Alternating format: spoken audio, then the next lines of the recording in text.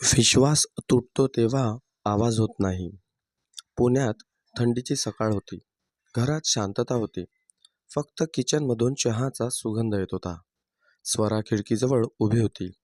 तिच्या डोळ्यात पाणी होतं, पण ते दुःखाचं नव्हतं, ते रागाचं होतं. 2 वर्षापासून ती एक सत्य पचवत होती. एक असं सत्य ज्यामुळे तिचं लग्न फक्त कागदावर उरलं होतं. स्वराचं आणि आदित्यचं लग्न 5 वर्षापूर्वी झालं होतं. आदित्य एक यशस्वी इंजिनियर आणि स्वरा IT कंपनीत प्रोजेक्ट मॅनेजर होती. दोघांचं लग्न झालं तेव्हा सुरुवातीला खूप छान होतं.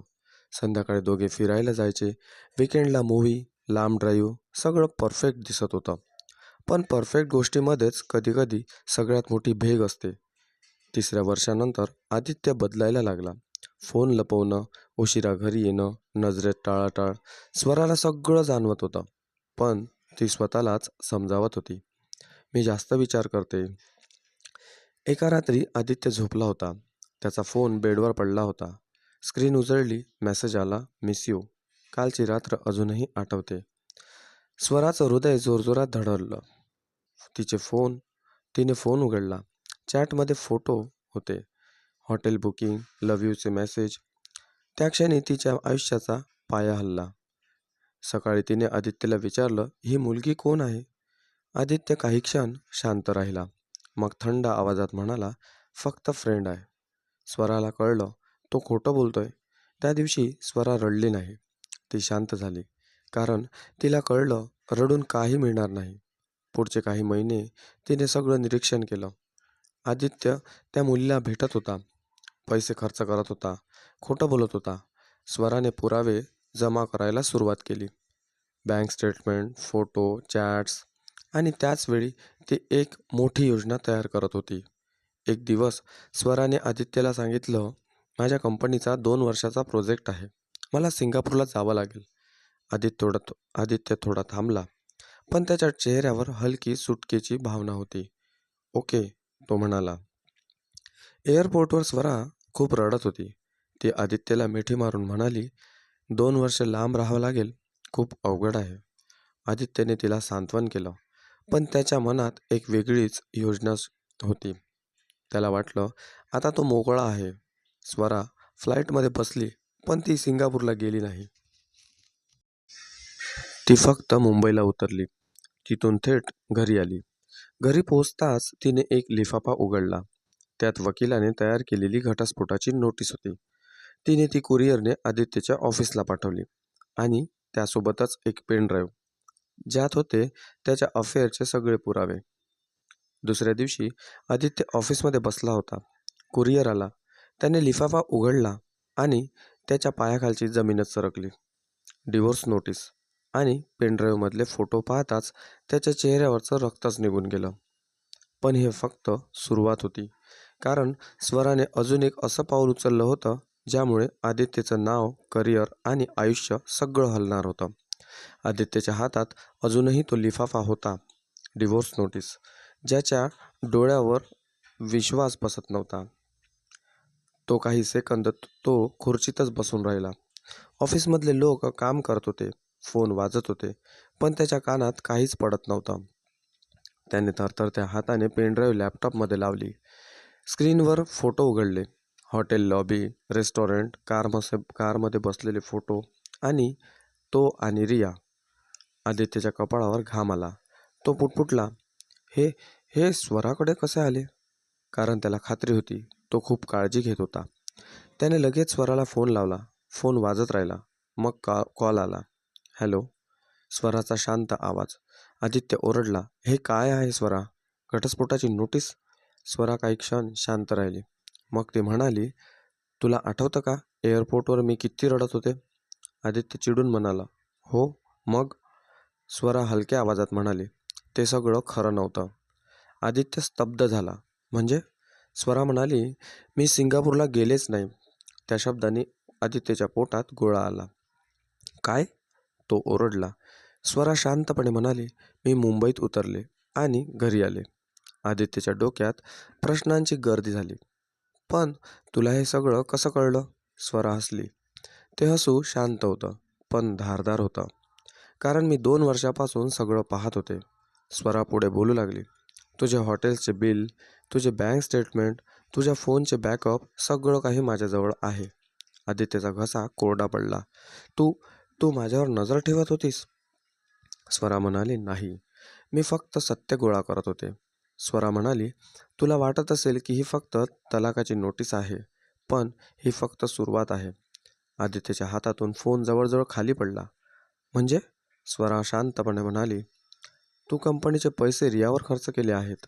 आदित्यचा श्वास अडकला, कारण ते खरं होतं. त्याने काही प्रोजेक्ट खर्चात फेरफार करून रियासोबत ट्रिप्स केल्या होत्या. त्याला वाटलं होतं कोणी पकडणार नाही. स्वरा म्हणाली, मी तुझे सगळे पुरावे गोळा केले आहेत आणि आज सकाळी ती थांबली. आदित्यच्या छातीत धडधड वाढली. आज सकाळी काय? स्वरा म्हणाली, मी ते तुझ्या कंपनीच्या HR आणि बोर्ड ऑफ डायरेक्टर्सला मेल केले. आदित्य खुर्चीत कोसळला. त्याला समजलं, हे फक्त लग्न संपण्याचं प्रकरण नाही, हे त्याच्या करिअरचं प्रकरण आहे. तेवढ्यात त्याचा ऑफिस फोन वाजला. रिसेप्शनमधून कॉल होता. सर, HR तुम्हाला लगेच मीटिंगसाठी बोलवत आहे. आदित्यच्या अंगातून रक्तच निघून गेलं. HR रूममध्ये वातावरण तणावपूर्ण होतं. टेबलवर फाईल्स होत्या. बोर्ड मेंबर बसले होते. त्यांना सगळे पुरावे मिळाले होते. एक डायरेक्टर म्हणाला, आदित्य, हे गंभीर आर्थिक गैरव्यवहार आहे. त्याला बोलता येईना. त्या दिवशी त्याला सस्पेंड करण्यात आलं. तपास सुरू झाला.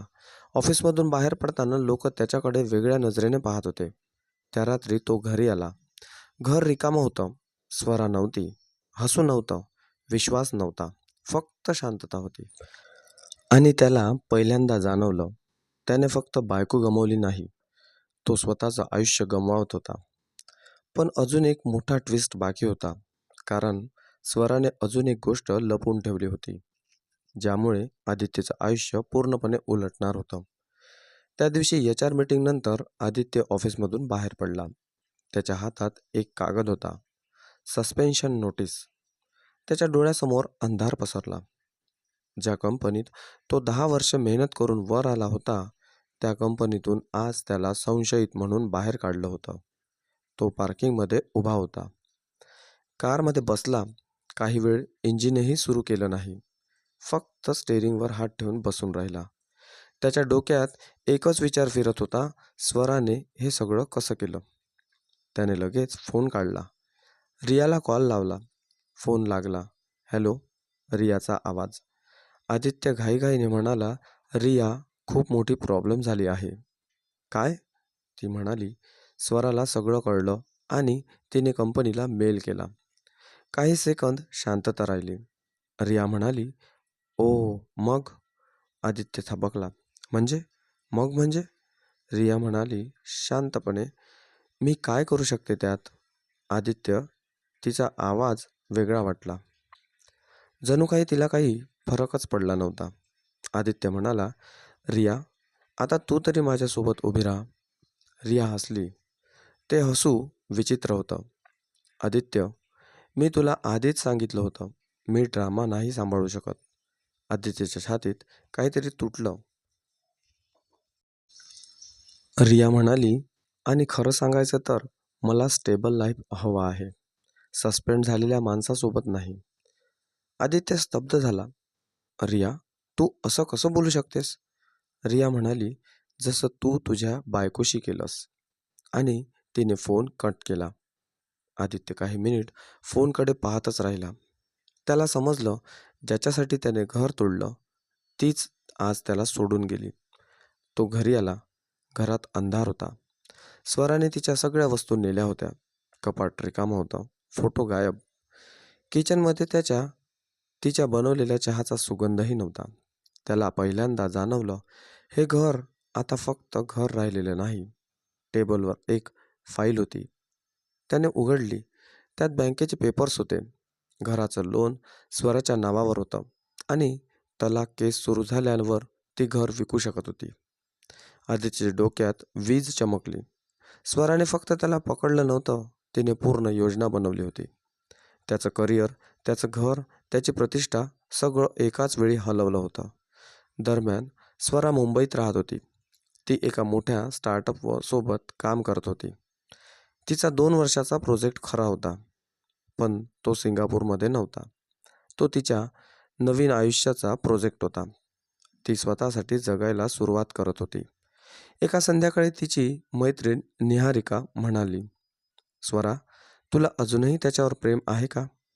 स्वरा काही क्षण शांत राहिली. मग ती म्हणाली, प्रेम होतं, पण स्वाभिमान जास्त मोठा आहे. दुसरीकडे आदित्य पूर्णपणे एकटा झाला होता. कंपनीची चौकशी चालू होती. रिया निघून गेली होती. मित्र दूर झाले होते आणि स्वरा, ती त्याच्या आयुष्यातून कायमची निघून गेली होती. 2 महिने गेले होते. आदित्यचं आयुष्य पूर्णपणे बदललं होतं. पूर्वी तो एक यशस्वी इंजिनियर होता, मोठ्या कंपनीत सिनियर पदावर. आणि आज तो रोज सकाळी उठून फक्त एकच गोष्ट विचारत होता, आज काय होणार? कंपनीची चौकशी चालू होती. दर आठवड्याला त्याला ऑफिसमध्ये बोलवलं जायचं. फाईल्स, पुरावे, बँक स्टेटमेंट सगळं तपासलं जात होतं. आदित्यला माहीत होतं तो चुकीचा होता. त्याने काही खर्च कंपनीच्या अकाउंटमधून रियासाठी केला होता. त्यावेळी त्याला वाटलं होतं कोण पकडणार नाही. पण आता प्रत्येक गोष्ट त्याच्या विरुद्ध पुरावा बनली जात होती.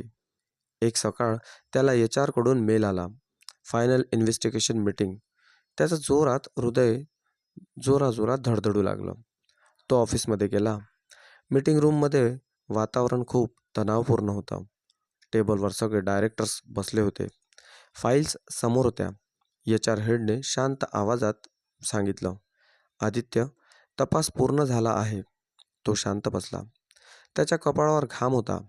HR म्हणाले, तुम्ही कंपनीच्या फंडचा चुकीचा वापर केला आहे आणि कंपनीच्या नियमाचं गंभीर उल्लंघन केलं आहे.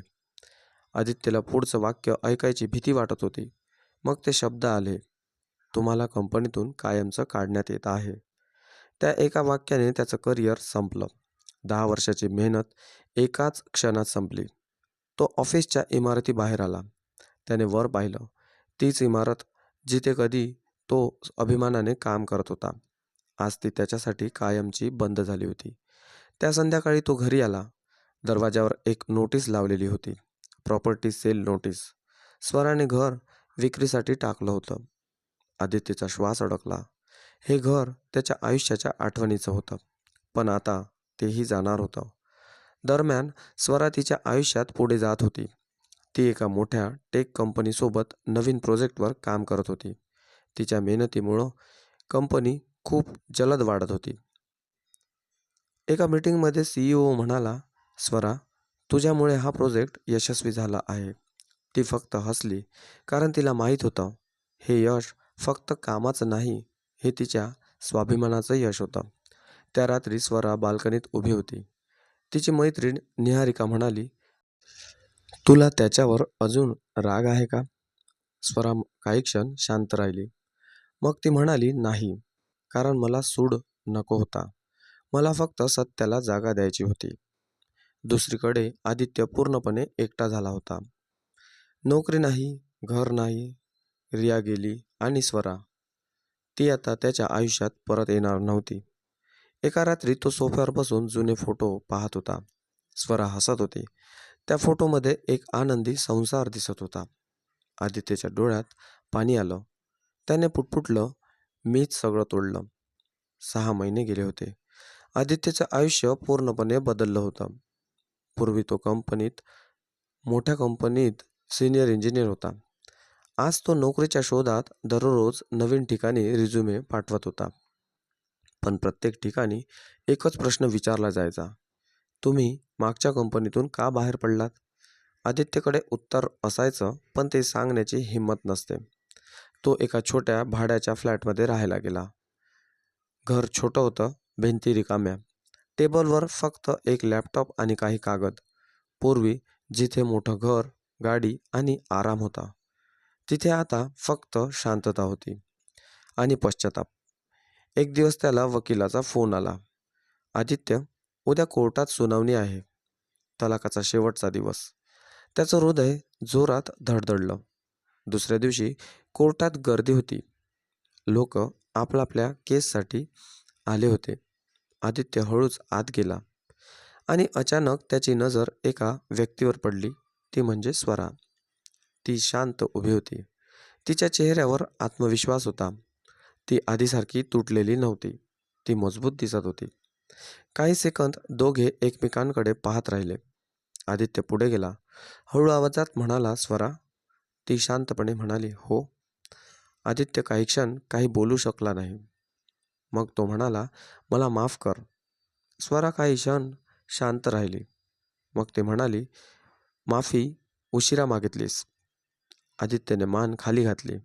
तो म्हणाला, मला आता समजलं आहे मी काय गमावलं. स्वरा शांत आवाजात म्हणाली, आदित्य, तू मला गमावलं नाहीस, तू स्वतःलाच गमावलं. त्या शब्दांनी आदित्यच्या डोळ्यात पाणी आलं. थोड्या वेळाने दोघांना कोर्टात बोलावलं गेलं. जजने कागद पाहिले, काही औपचारिक प्रश्न विचारले आणि शेवटी ते शब्द आले, तलाक मंजूर करण्यात येत आहे. त्या एका वाक्याने त्यांचा संसार अधिकृतपणे संपला. कोर्टातून बाहेर पडताना दोघे काही क्षण शांत उभे राहिले. मग स्वरा म्हणाली, तुझं आयुष्य अजून संपलेलं नाही, पण यावेळी स्वतःशी प्रामाणिक राहा. ती वळली आणि चालत निघून गेली.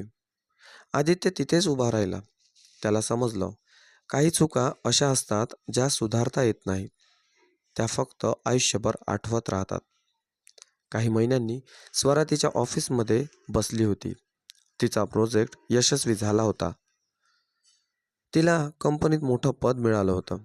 तिच्या टेबलावर एक छोटं फ्रेम होतं.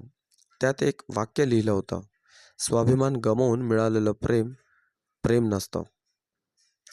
शेवटी कथा सांगते, विश्वास तुटतो तेव्हा आवाजही होत नाही, पण त्याचे परिणाम आयुष्यभर ऐकू येतात.